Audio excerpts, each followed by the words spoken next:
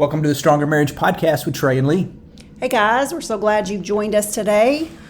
We've got some exciting things coming up on our schedule. We do. Our getaway weekend is this weekend. We are leaving for Dallas tomorrow. It's a day early. Going to get to see a whole bunch of people in Fort Worth. For getaway weekend, we have, it's just our big event. We have giveaways. We have all kinds of fun. Yeah, I think at the moment there are 99 couples registered, right. So we have room for 100. We are right at our limit. But if you've been on the fence and you think, hey, we can do that at the last minute, come on. Got room for one more couple. That's right. There you go. It's going to be a good time. So we're excited about it. If you're coming this weekend, we're excited about you coming. Yes. You're going to enjoy it.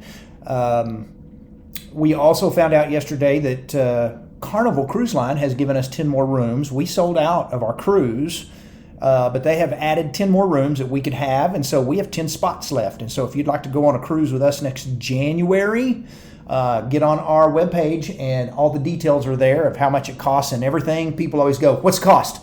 We don't know a number because it depends on what room you want. You can go for less than $1,500 for the couple. At least that's what it was a few days ago. So just depending on what you choose on your room and everything else, that's pretty cheap. And so think about that. Come go with us. And investing in your marriage, how can you go wrong? That's it.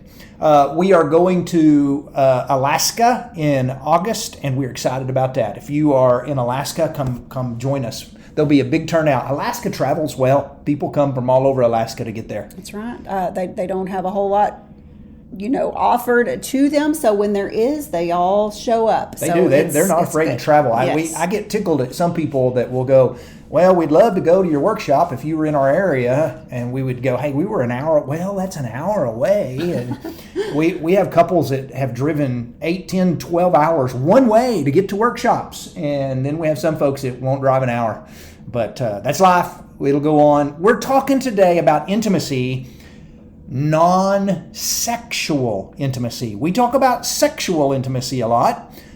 We think it's important to talk about married sex because there's not a lot of people that do in the Christian world, and so we want to provide that as an outlet. But we also want you to know that there are a lot of ways to be intimate with your spouse that do not include sex. Now, what we're not saying is, we're not saying, hey, instead of having sex, you ought to do these. We're saying you should add this to your repertoire. Did I use that word right? Sure. Okay. We're saying add these to that. Or there are times in marriage when you can't have sex. That's right. Well, and all of these other forms of intimacy, if you are still able to be physically intimate, these just make that sex even better. All these other things, all these other ways that you're intimate, it's just like the cherry on top when you're actually physically intimate. It is. And the sex is one of the ways to be intimate, but it's not the only way. Sex is important, but so many other ways, especially, and I'm trying really, really hard not to be, to say men or women, because every marriage is different. But these are things that men, if you're listening, a lot of men wired up a lot like me, we find sexual intimacy to be our main form of intimacy. It's how we connect with our wife. But for our wives, for a lot of wives, I don't want to say all of them, for a lot of wives, these other things are just as important as sexual intimacy, and they need to be a part of what you do. You can't just pursue your spouse sexually when it comes to intimacy. You need to pursue them lots of other ways as well. Right. I would say probably for wives, these are, you said just as important. I don't know how to say that. They are essential. Yeah. If you want to be physically intimate with your wife, you have to seek intimacy in these other ways. Oh, that's a good way to put that. Sexual intimacy, good sexual intimacy is going to come from being intimate in these other areas, is what you're saying. It's going to produce that desire for your wife much easier than just saying, hey, honey, are you in the mood? So, yes, it's kind of like, when you say sex starts in the kitchen, it's kind of that thing. It builds up to the sexual intimacy. So let's talk about some ways we've kind of geared this toward us because this is us. When I started sitting down thinking ways that I feel intimate with you, these are things that we do. There's probably other things out there that other couples do, but these are things that work really well for us to be intimate. These are in no specific order, but these are ways that we find intimacy with one another that does not include sex. Yeah. The first one is going for a walk.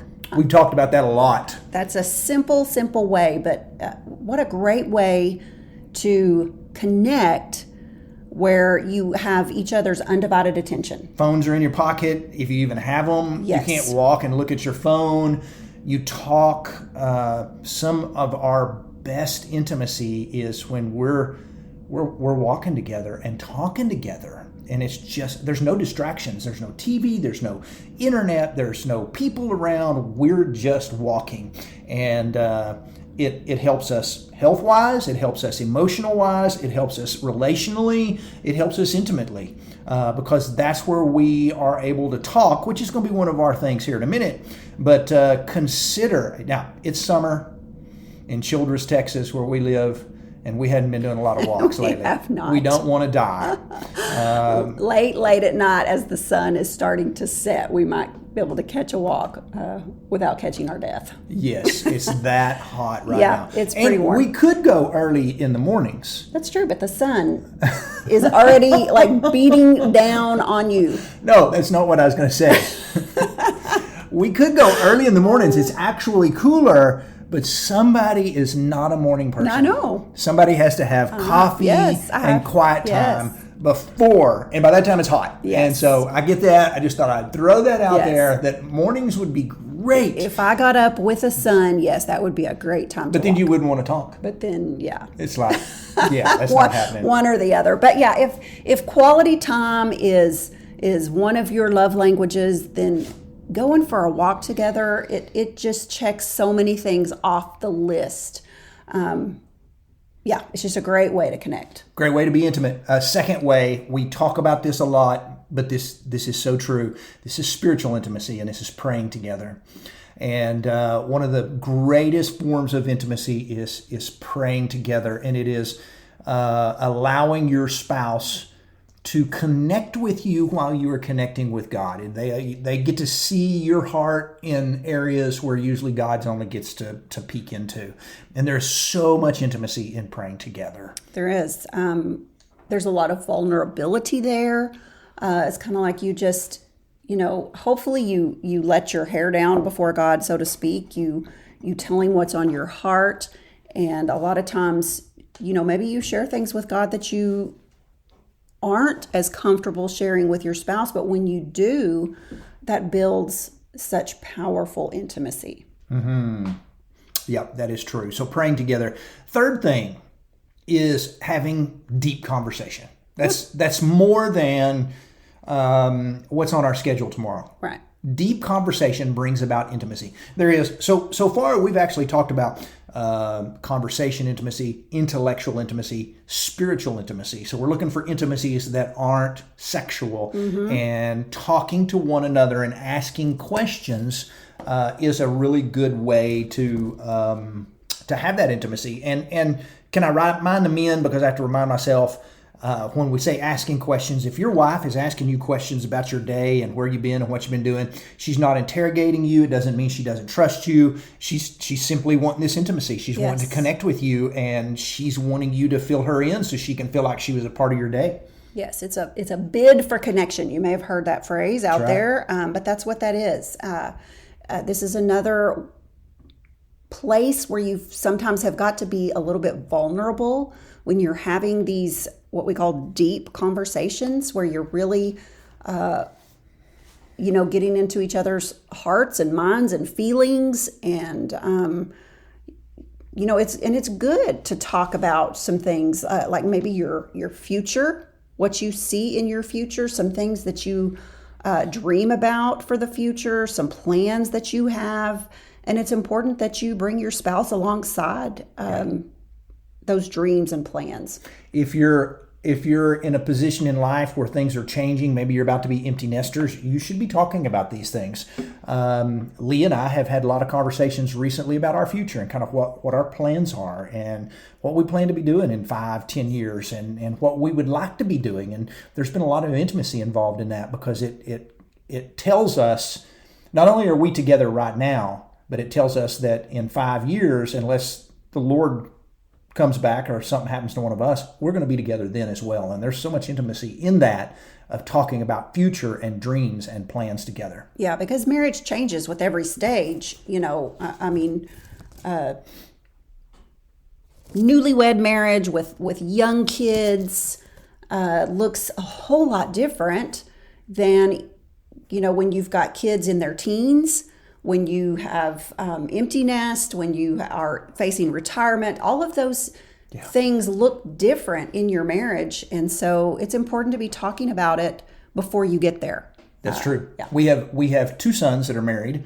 One is married and doesn't have any children at this time, and the other is married and has 2 children, and their marriages are very different. And you need to talk about these things. Toddlers put stress on marriage. When you don't have kids, there's a lot of things you can do you can't when you have kids. Mm-hmm. And so these are all areas that bring about intimacy when you talk about these things. Yes. Yeah.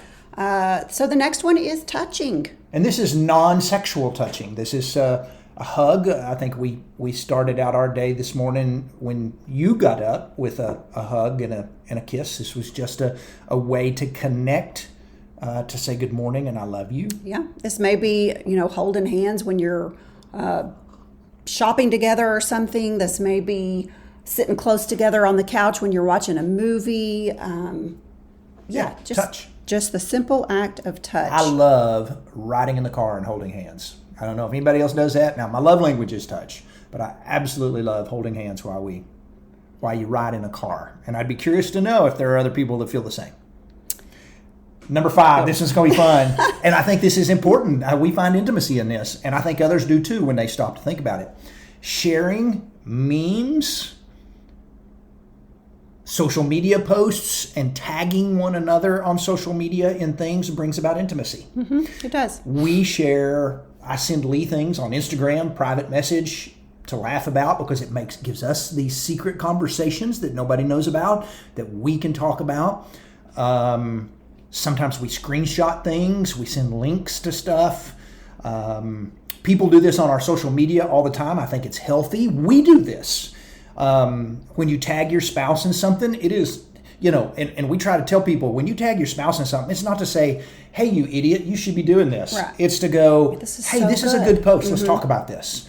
And so we find so much intimacy in sharing memes and sharing social media marriage posts and tagging one another in social media, tagging one another in comments.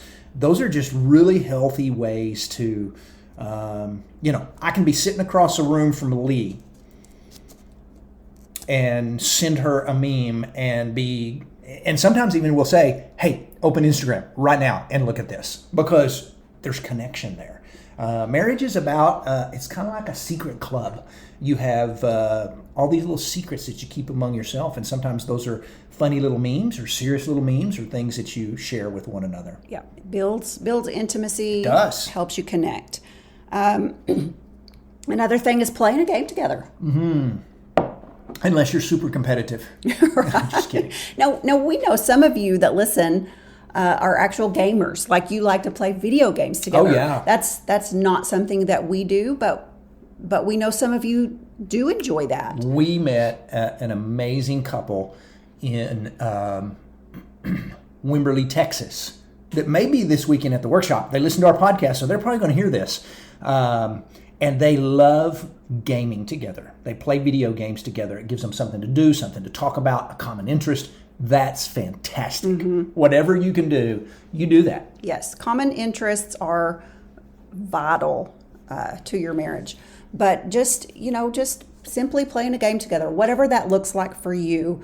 For us, it's probably going to be getting out a deck of cards mm-hmm. and playing some rummy, or getting out one of our favorite board games that we like to do or like to play. And it provides just a time to get away from responsibilities. The laundry can wait, the whatever. We put our phones up. We're not looking at our phones, and we're talking, we're laughing, and it's a great way to connect. Yeah, and even words with friends on our phones. Sure. We play together. Yeah, back and forth. We go through streaks to where we'll play for 2 weeks solid, and then we won't play for 2 weeks. And so words with friends is a big thing we play. You go, well, hey, you're not even in the same room. No, but there's a lot of times we hit each other and go, hey, it's your turn, or what was that word you played? Do you even know what that word means? Which for me, it's generally, no, I have no clue. It just worked, and I got points. But play a game together. It connects you. Number 7. Cooking together. Cooking together. I like cooking with Lee. I like it when we get in the kitchen together and she tells me, here's what I need you to do. And for us, that's fun. Yeah. Following somebody on TikTok that maybe you like their recipes and deciding, hey, let's cook this tonight. Yeah. Even going and shopping together for the ingredients. I mean, just make a whole event out of it. We did some HelloFresh for a while and enjoyed doing that because we'd get in the kitchen together and work through all the different recipes, and that was fun. It was a good way to be intimate with one another. It was. Yep. Number 8, spending time doing something together you both enjoy. Right. And this could encompass a lot of the things we've already mentioned, like taking a walk, playing a game, cooking, but it may be, even more than that. It may be, playing golf together or going to a flea market together. Sure. Just something you do enjoy doing. Whatever it is that you really like to do, you want your spouse to share in that with you because that builds connection and intimacy. It does. If you never do anything together, you're going to find yourself lacking in friendship and in intimacy because you've got to spend some time doing fun things together. And can I remind you folks that are Dave Ramsey people, and this is really important because we're Dave Ramsey people. We like Dave Ramsey. But can I remind you folks real quickly that if you're in the saving area or the get out of debt area, no matter what anybody in the world tells you, your most valuable thing you have on this earth is your relationship with your spouse, and you need to be spending some money, saving some money, and spending some money doing some things with your spouse. How great is it to get out of debt if your marriage is stinky because you don't do anything together? That's right. Spend some money on your spouse. Go to a workshop. Go take an overnight trip together somewhere. Go do some fun stuff. Have a date night out where you go play golf. Whatever it is, but you save some money and spend some money on your spouse. Build that into your budget, whatever your budget looks like. And there was a time when we were very serious about getting out of debt. We were on a shoestring budget, and our fun money might have looked like, $10 to go get some shakes. Yeah. But it was something. It was a time for us to do something together. Make sure. I just this week talked to a lady who said they were seriously trying to pay off their 30-year mortgage in 10 years. And they are just like almost socking every bit of extra money into that mortgage. But her husband reminded her, hey, look, we love to travel and we love to do those kinds of things, and we need to be building memories along the way. It's great to get out of debt and to get out from under that stress, but don't let, what am I trying to say? don't let that just get to the point. Don't let it take over. Don't let it take over. Because, getting out of debt's great. And we did this in the 90s. We're dating ourselves a little bit. We're newly married. We're doing this dating in the 90s, or getting out of debt in the 90s. We raised kids in the 90s. But I am so thankful that I can say, hey, remember when we went to Cancun in the 90s? You remember when we did this in the 90s and all the other things we did in the 90s? I would hate to go back and think, the 90s, that was when we got out of debt. Yeah. And that was it. And you have no fun memories to think about. That's exactly right. Yes. Make sure that whatever your budget looks like that you're putting aside money for fun, for your marriage. Have some fun. For memories. All right, number 10, you ready for this one? Let's go dancing. Dancing together. There are a lot of couples that like to dance together. We're not very good dancers. You're probably a better dancer than me. I don't know. I think we're both pretty terrible, but it's fun anyway. I'm really good at standing kind of still and moving back and forth. If it's a really busy, loud, poppy song, no, but if it's a slow song where I can just kind of stand there and hold you close, I'm all for that. So we've done some dancing on cruises and things like that. We actually don't go dancing. Maybe if it was a wedding reception or something like that. But every time I've ever danced with my wife, I've thought, ooh, I like her. Because it's hard not to feel that intimacy. That's that touching. Yeah, and it's fun. Yep, number 11. Trying new things together. We talk about this a lot, and I can remind you 2 or 3. We've putt-putted this year. We've gone bowling this year. Those are things we hadn't done in forever. We top golfed this year. Just looking for some new ways to build some new memories. So try some new things together. Go to a new place. Go to a new restaurant. I was going to say this could include new foods. We like to try. We tried Peruvian food. We tried Peruvian food. We are stretching out. Yeah, we ran across a restaurant that had great reviews. And we thought, okay, we've never tried Peruvian food. It was very good. It was excellent. Yeah. And we'll always remember that place because that was a place with a Peruvian. That's right. We just within the last few years, we've tried Indian food, and we really like Indian food when we can find a good place to eat Indian food. So we're glad that we have trying new things together. If you haven't ever figured out about Lee and I, we like to eat. We work out because we like to eat. That's right. That one of our love languages and things that we do together is we go eat together. So we're planning getaway weekend. We're already talking about, hey, where you want to go eat. Where can we go eat? Yeah. When you live in a small community like ours with about 4 restaurants, you're excited about going somewhere else. Yes. Yeah. The last one. Serving one another. Yeah. Or I would even go so far as to say serving others together. Oh, both of those is excellent. Two different things. Serve one another. You brought coffee to me earlier. Yes. That made me feel good. I thought, oh, she's bringing coffee to me.